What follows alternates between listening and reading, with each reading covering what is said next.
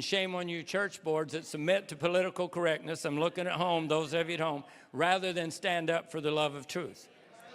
We know of at least one of our churches who's already ordained a transgender man as an elder in the church. I watched his testimony on YouTube. Now, here we go. I have to be careful. But gender dysphoria has long been described by the medical profession as a mental illness. Now, I want to say, having a mental illness in itself is not a sin, right? It's our duty and privilege as Christians to join with people who want and need prayers and need love. But just because I disagree with transgenders does not mean I'm transphobic. It simply means I got common sense enough not to buy into all the lies spread by the community with the help of government leaders and the medical society. And hopefully you do too. Did you know that up until the last few years, the American Psychiatric Association listed transgender people with having a mental disorder called gender dysphoria? For decades, transgender people were diagnosed by the medical profession, again, as a mental illness. Now, everything's changed lately. That's changed.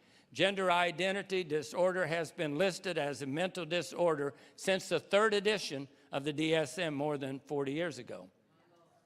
So, let me ask you, does acquiescing on gender dysphoria change the fact that it's still a mental illness? Okay. Why are they normalizing a mental illness?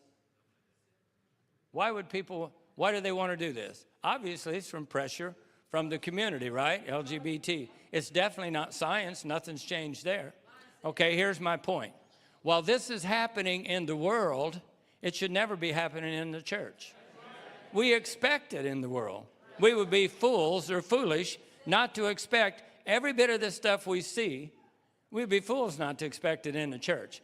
But we as the church have no control, while we don't have over the APA or the WHO, World Health Organization, acquiescing to the mental illness of transgenders. We do have the right to control or the right to hold people to biblical standards of what qualifies a person to be a deacon or elder or pastor in our church without compromise, right?